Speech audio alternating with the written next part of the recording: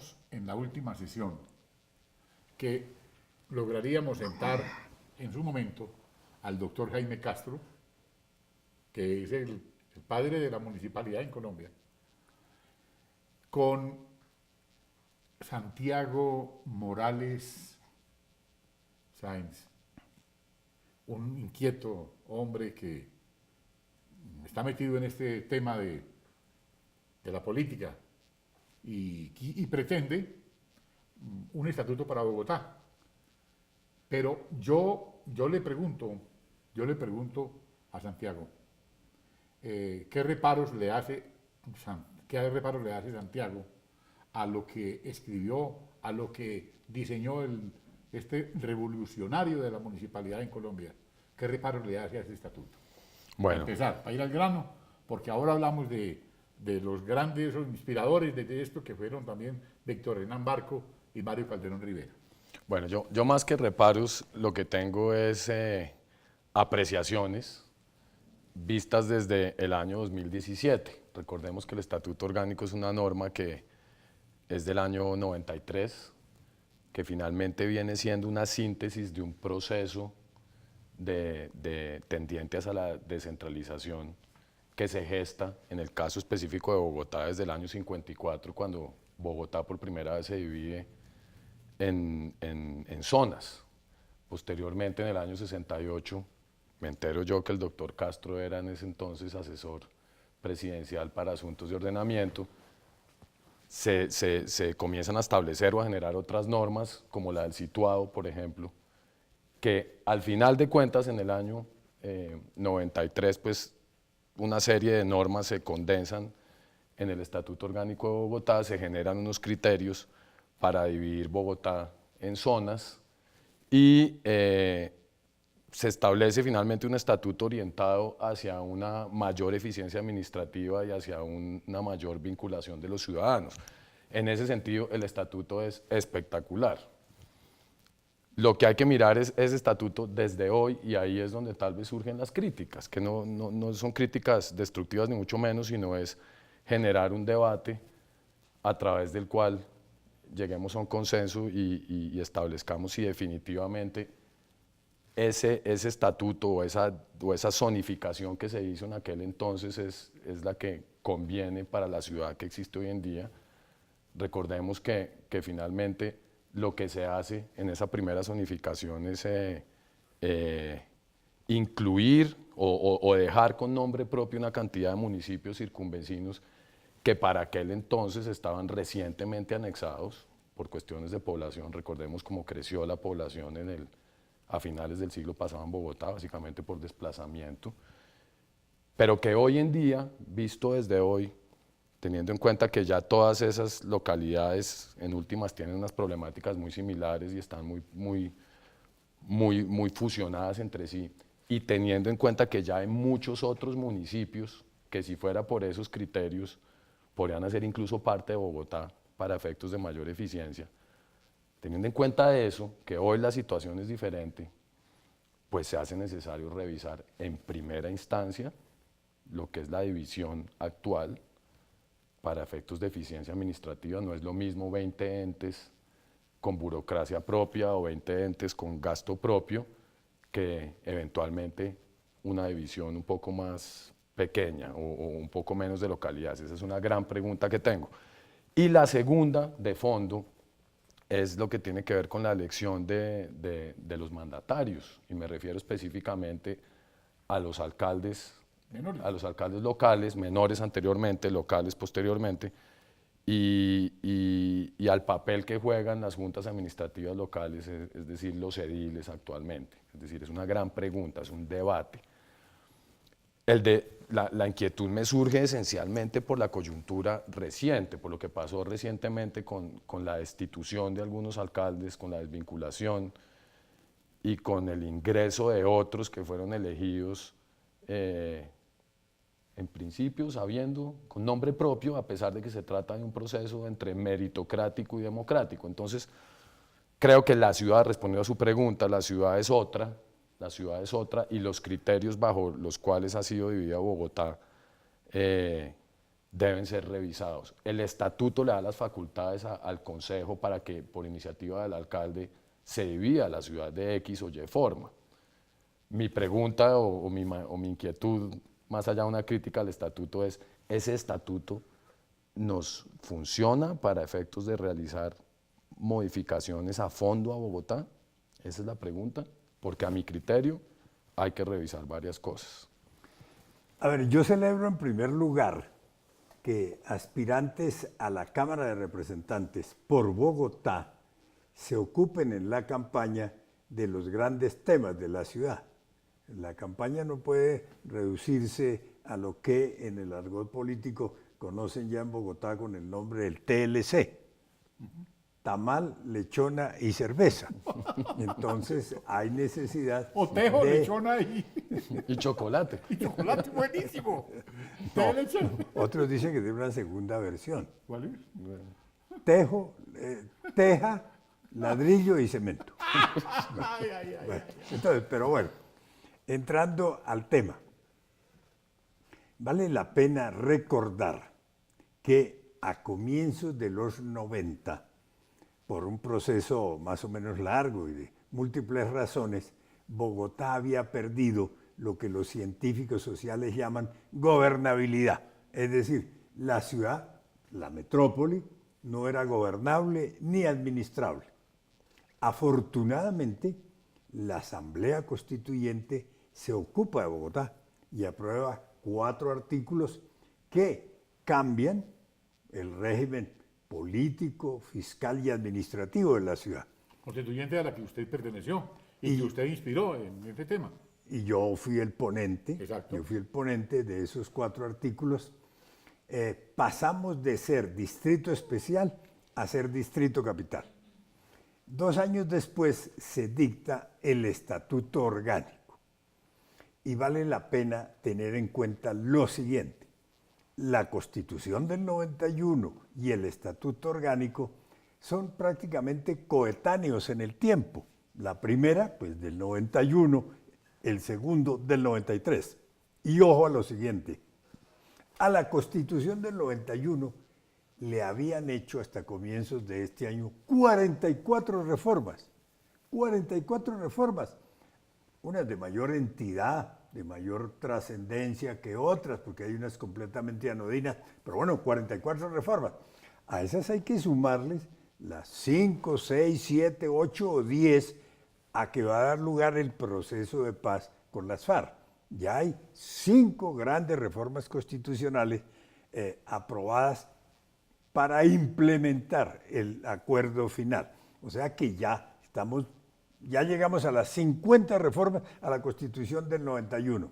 Y ojo, al Estatuto Orgánico, que tiene el mismo número de años de la Constitución, le han hecho 2 reformas. A pesar de que le han hecho 34 intentos. Ha habido 34, de pronto un poco más, proyectos en el Congreso que buscan reformar el Estatuto Orgánico. Y a la hora de la verdad, los mismos parlamentarios de Bogotá dicen: perdón, pero no tiene sentido que hagamos una chambonada, que cometamos aquí una chambonada. Es más, los que más intentan reformar el estatuto son quienes han sido concejales y perdieron mucho poder y perdieron atribuciones en razón del estatuto. El tema que usted plantea, doctor Santiago, del número de localidades y el tamaño de las localidades, no se define por ley. Eso lo define el Consejo, a iniciativa del alcalde mayor. Ha habido unos intentos, pero no afortunados. Por eso estamos funcionando con las mismas 20 localidades, cuando sobre esa materia habría necesidad de hacer algunos cambios. Pero yo, con todo respeto, doctor Santiago Morales, le quisiera sugerir lo siguiente. Lo que hay que mirar es el Estatuto de Bogotá, ciudad-región. Es que es Bogotá y 27 o 28 municipios que tienen con Bogotá unas relaciones que a veces favorecen, a veces perjudican, o bien a los municipios o bien a la gran metrópoli. Esto es lo que llaman modernamente una ecorregión. son los municipios que tienen como eje estructurante, ahora que está de moda la ecología y el medio ambiente, al río Bogotá. Entonces, esas relaciones de Bogotá con su entorno y del entorno con la gran metrópoli no están hoy reglamentadas. Y cada alcalde, con criterios muy locales, por no decir localistas, hace de su municipio o del distrito lo que a bien tiene, cuando hay necesidad de tener una visión regional del tema. Porque los temas de seguridad, de medio ambiente, de movilidad, de tributación, tienen que manejarse conforme a unos criterios comunes, por lo menos criterios de carácter general comunes, no que cada alcalde haga lo que a bien tenga, que está conduciendo a unas situaciones lamentables. Entonces, con todo respeto, enfoque sus estudios, tiene tiempo para la campaña, más en el tema de Bogotá, ciudad-región. De ahí puede surgir la modificación del estatuto orgánico. Que es parecido a lo que yo decía al principio y a lo que sucedió finalmente en el 54, y es que por accidente, finalmente una cantidad de municipios aledaños, como en ese entonces, pues es Suba, Usaquén, Usme, Bosa, 6 municipios terminaron anexados a Bogotá. Entonces, ¿será que estamos viviendo la versión 54 modelo 2017? ¿Es eso, doctor Castro? No, a mi juicio no hay municipio hoy que acepte que lo anexen a Bogotá. Es que la operación del 54 la pudo hacer un gobierno militar, cuando no había congreso, cuando no había asamblea, cuando no había consejos municipales, cuando no había alcaldes de elección popular. Y eran municipios de 5.000, 10.000 habitantes. Usted coge esos municipios, Soacha, más de 500.000 de habitantes. Pero surge otra pregunta, doctor Castro. Usted sabe que la ley de ordenamiento territorial, que por cierto es de Germán Vargas Lleras, es una ley que le da amplias facultades al gobierno para repartir los municipios, para generar una división territorial, por así decirlo. ¿No será más bien que lo que necesitamos es revisar toda la territorialidad o las divisiones que existen actualmente? Uno se encuentra con municipios pegados, muchos municipios que están pegados en diferentes zonas del país, que cada uno tiene su consejo, cada uno tiene su autonomía administrativa, cada uno tiene su propia burocracia. ¿No será eso un desgaste? ¿No será que hay que revisarlo todo? No, yo creo que esa figura que usted plantea de asociación de municipios, de juntar unos municipios para el tratamiento de determinados temas, tiene en la Ley de Ordenamiento Territorial y en la Constitución varias figuras. La creación de provincias. Hay departamentos en los cuales las provincias siguen siendo una realidad geográfica, Boyacá, económica, donde ustedes... en Boyacá, en el oriente, también en el suroccidente, incluso en Nariño Cundinamarca igualmente. también. En Cundinamarca están las áreas metropolitanas. Y ojo a lo siguiente, lo que yo decía de Bogotá, ciudad-región, es que el país, Colombia, tiene varias ciudades-región. Medellín es una ciudad-región. Es Medellín y el Valle de Aburrá. Cali es una ciudad-región. Barranquilla es una ciudad-región. Bucaramanga es una ciudad-región. En fin, entonces cuando se habla de ciudad-región, en el caso de Bogotá, se está visualizando también mucho de lo que son las grandes ciudades-región de Colombia. Ahí está mucho más del 50% de la población y mucho más del 50% del Producto Interno Bruto. Infortunadamente, ni el gobierno, ni el Congreso, ni los partidos se han ocupado de ese tema. La descentralización hoy en Colombia está desnaturalizada, pervertida, corrompida, sin duda alguna. Muchos municipios, la mayoría, departamentos, son feudos podridos. En algunos casos están en manos de clanes familiares. Pero váyase para Montería. Todo eso está ocurriendo porque los gobiernos nacionales, este y los anteriores, los congresos, los partidos políticos, abandonaron el tema de la descentralización. Decidieron cohabitar con la corrupción.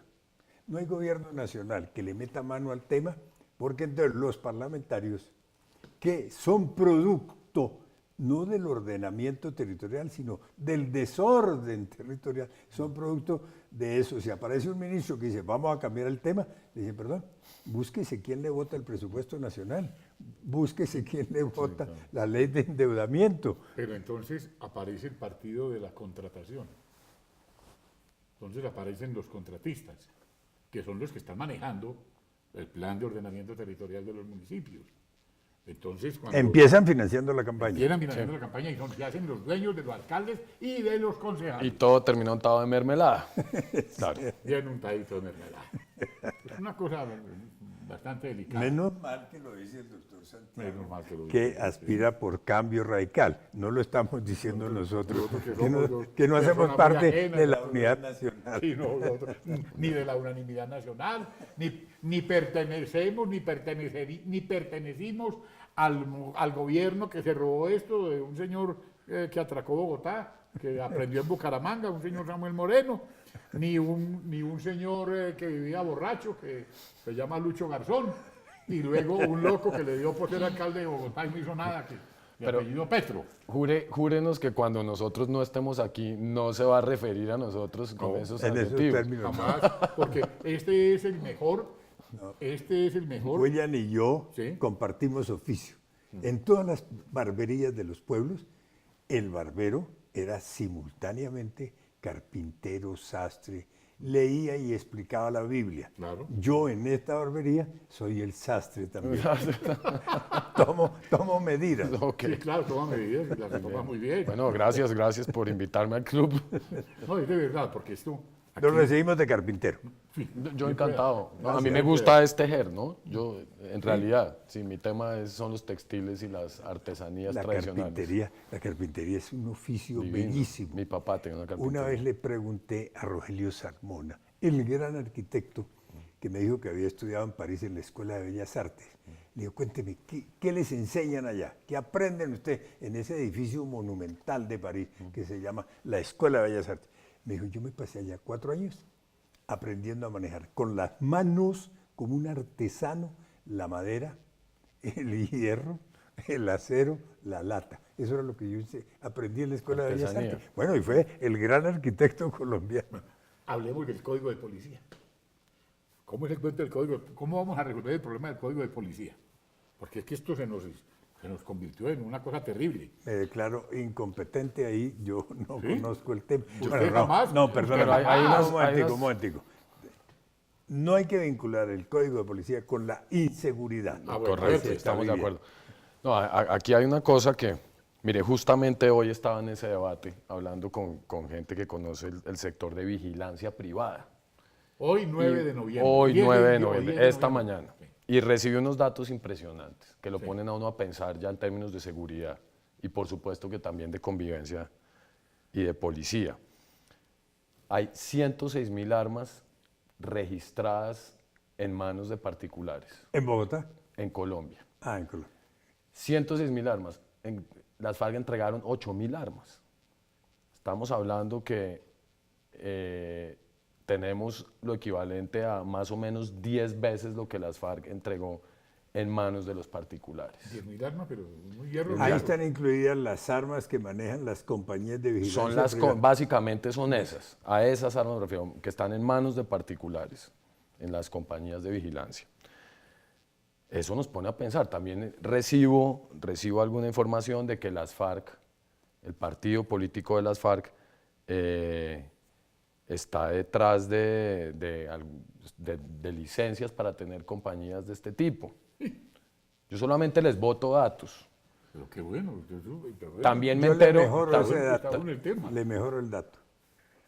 Dicen que no están buscando crear compañías, sino comprar compañías ya organizadas, Por Dios, le van ya a poner oficio con la a los- licencia. le van a poner oficio a los frentes guerrilleros. O sea que ya las compañías de vigilancia no se van a llamar compañías de vigilancia, sino Frente de Vigilancia Mono Jojoy, Frente de Vigilancia Jacobo Arenas. Jacobo Arenas era muy amigo suyo. Pues muy amigo no, lo conocí Usted le yo. llevaba, dizque, Dice ungüento chino y todo eso. No. Jacobo Arenas es de los históricos, de los fundadores de las Sí. FARC, cuando las FARC eran el brazo armado del Partido Comunista y eran una organización política. No se habían narcotizado, no habían entrado al negocio del narcotráfico. Empezaba a decirse en ese momento que cobraban el gramaje, que era una especie de impuesto a los narcos que llegaban ahí a montar su cocina o a sembrar la coca, en fin, lo que fuera. Jacobo Arenas fue un líder sindical de Santander. Y recuerdo que una vez hablando del tema dijo, Con un ministro Gómez que se hizo muy amigo de él. Alfonso Gómez Gómez, Claro. que fue un gran jefe liberal, un patriarca liberal de Santander, y entonces que fue ministro del Interior, Claro. me dijo, Él le mandaba la uña de gato se la mandaba con usted. no, conmigo no, me dijo, yo soy muy amigo de Alfonso Gómez Gómez porque hice política con él en Santander. Teníamos alianzas, era el sindicalismo y el Partido Liberal. Y agregó, dijo, cuando el Partido Liberal era de izquierda, cuando el Partido Liberal representaba los intereses del pueblo, cuando era un partido popular. Cuando no era un cartel de la droga. Dijo, ustedes ahora se han aburguesado y se han vuelto clientelistas. Tal cosa. Entonces, esa era la relación que tuvo Jacobo Arenas con Alfonso Gómez Gómez. Y Alfonso Gómez Gómez era embajador en China. Y me dijo, tenemos tal amistad que él me manda de China unas cápsulas. No, es que la medicina china se ha puesto de moda en las últimas décadas. Y yo le dije, ¿con quién se las manda? Digo, eso sí, es un secreto nuestro. No, nunca supe. Bueno. Es que son cosas... estas son unas cosas... Bueno, pero perdón, a raíz de lo que acaba de decir Sí. el doctor Santiago, Sí, un consejo. señor. Cambia la barbería por una armería, porque hay que hacerle mantenimiento y A las reparar armas. más de 100.000 armas que están circulando por ahí. No, y me entero de cosas muy curiosas. Es que el concepto de seguridad privada y la forma a través de la cual operan ha cambiado mucho en los últimos años. Me enteré, por ejemplo, que en la visita del Papa, que a uno le llamaba la atención que no se veían militares ni policías, estaba apoyada en un altísimo porcentaje por la seguridad privada, por ejemplo. Entonces, estas cosas que Pero la seguridad privada de la Ciudad del Vaticano. no, que la habían seguridad traído. privada, compañías de seguridad privada de las ciudades en donde estuvo el Papa. Entonces, estas reflexiones o estos datos al aire son como para que vayamos pensando cómo va a cambiar el concepto de seguridad, cómo va a cambiar el concepto de defensa. ¿Será que nos veremos expuestos o estamos expuestos a un resurgimiento eventualmente de grupos de autodefensa? Son preguntas que están en el aire, ¿no? Lo que usted acaba de decir, tome nota, porque le va a servir mucho para la armería. Totalmente. Hay que montar una armería. Porque el día que explote... Ya la gente se manda a peluquear poco ahora. No, cuando explote el barril social en Ciudad Bolívar, la cosa no es... Porque aquí en Colombia hay situaciones difíciles de manejar. Medellín tiene su propia bomba ya, que cada ratico se activa. Cali tiene su propio problema delicadísimo. Es que el tema de la seguridad en las grandes ciudades es un tema muy delicado. Y hay otro tema que también me inquieta mucho, eso hay que meterle la muela.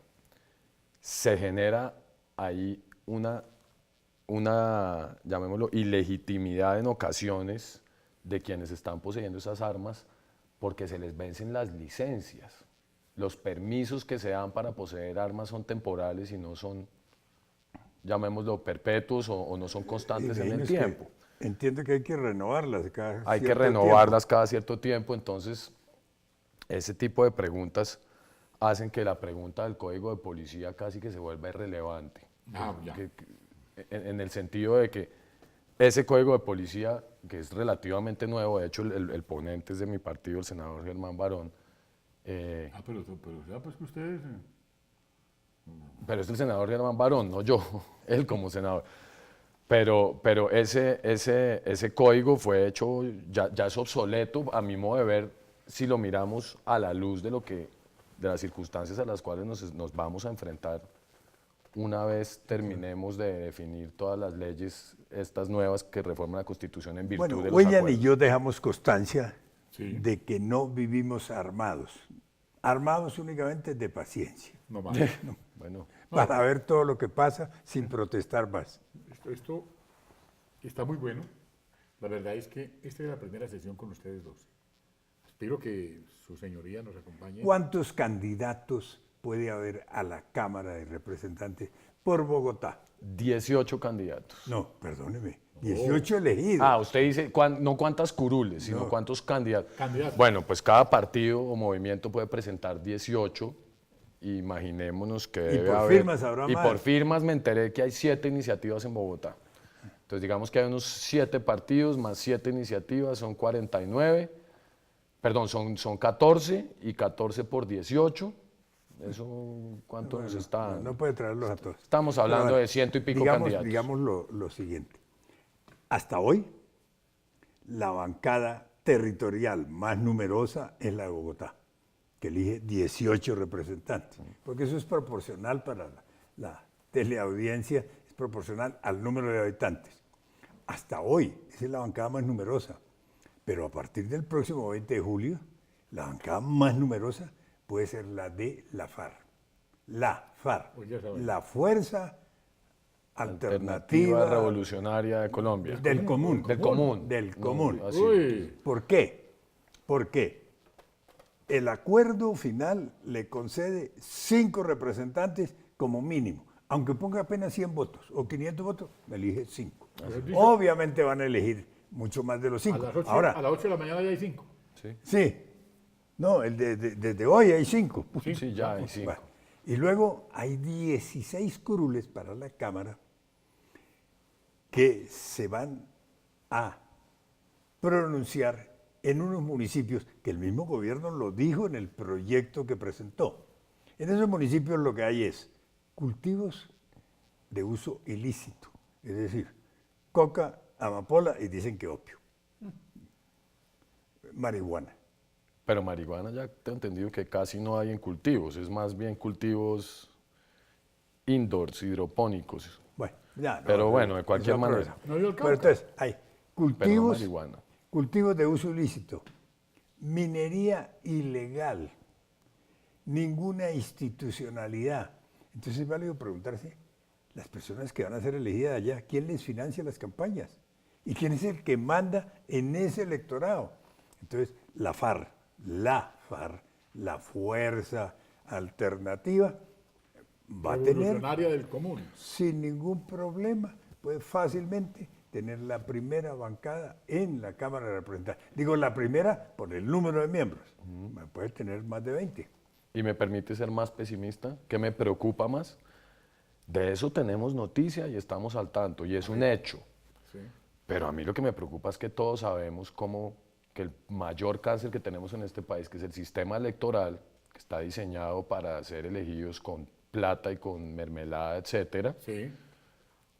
es caldo de cultivo para que con la plata que tienen guardadas las FARC en sus Toda. caletas, que debe ser mucha plata, salgan a elegir candidatos en otros partidos diferentes al de la FARC. Eso me preocupa Y los porque partidos tradicionales, inclusive los nuevos, los no revolucionarios, con la modesta fórmula del TLC, tamal, lechona y chocolate. Cerveza, perdón. cerveza. Ah, también. No, esto está muy delicado. Muy delicado porque la cultura del narcotráfico se va a imponer. ¿Y de qué manera? Las marchas campesinas, las marchas indígenas, Las mingas. las mingas, una cosa delicadísima. Ahí acaba este señor del ceño fruncido, un ministro del gobierno, Riverita, a quien yo le digo, quien habla frunciendo el ceño, dice que firmó con estos señores una vaina que les permite a ellos evitar la explotación minera y todo lo relacionado, o sea que no va a haber ni petróleo ni explotación minera porque ellos dicen que la mama tierra o la pacha mama o como La madre tierra. la madre tierra no puede ser utilizada para estos menesteres y les están entregando a ellos esa facultad. Y eso aparece con fecha 10 de noviembre, el anuncio del gobierno del sátrapa de turno. Esto es muy grave. Esto es muy grave. Es preocupante, sin duda Sí. alguna. Pero bueno, es la decisión que están tomando quienes hoy representan al Estado colombiano. Uy, el gobierno, O sea que esto el lo- Congreso de la pero- República, los partidos mayoritarios. Vamos a ver qué dice la Corte A mí Constitucional. lo que me preocupa es ver al doctor, como le digo yo, Mamerto de la Cayo Lambona, quien estuvo acabando con la Constitución del 86 y la cambió por el 91, y ahora entierra la 91 y la cambia por la Constitución de La Habana. El mismo tipo. ¿Esto cómo es? Si es elegido presidente, de pronto hace una cuarta o quinta constitución. Presidente, güey. Como eso va a ser entre Pensilvania y Manzanares. Pensilvania queda 1 hora de Manzanares, o 45 minutos de Manzanares. Oscar Iván Zuluaga es de Pensilvania, el Mamerto de la Cayo es de Manzanares. Entonces hay un lío entre dos pueblos, de Caldas. Del oriente Porque de el Caldas. candidato del Centro Democrático va a ser Oscar Iván Zuluaga. Parece, pues, y el doctor Uribe. Claro que el doctor ¿Usted qué Uribe vive tan enterado? el doctor Álvaro Uribe ya le hizo un elogio muy especial al doctor Germán Vargas Lleras. Creo que fue el 9 de noviembre. Es que esto. No, pero un momentico, agregó, A ver. siempre y cuando que se arrepienta Siempre y del cuando. santismo. Ya se repite. Yo lo que creo es que el doctor Uribe tiene miedo de que Vargas Lleras le robe los votos. Ah. Yo todo lo que leo hoy de Uribe es así, es desde esa perspectiva. En ese punto, si no intervengo, yo de política no entiendo. Nunca ha participado en Usted es política, maestro, doctor. usted es maestro. Usted es maestro. Bueno, está muy larga la peluqueada de hoy. De todas maneras, esta es la primera, ¿no? Esperemos que sigamos en este diálogo. Y Cuando continuemos, quiera, porque doctor. es que esto, Pues muchas gracias. le tenemos que dar continuidad. Esto es un lujo. Invítelo a su centro de estudios. Usted que tiene un centro de estudios, invítelo, porque bueno. Nosotros nos reunimos Sí. en una pequeña organización que se llama Mejor No. Tuvimos el valor ciudadano de votar no el plebiscito cuando eso era pecado, cuando eso era políticamente incorrecto, cuando las encuestas decían que el sí ganaría 80 o 90%. Digo, bueno, no, consideramos que es un deber ciudadano advertir qué es lo que viene en el bendito acuerdo.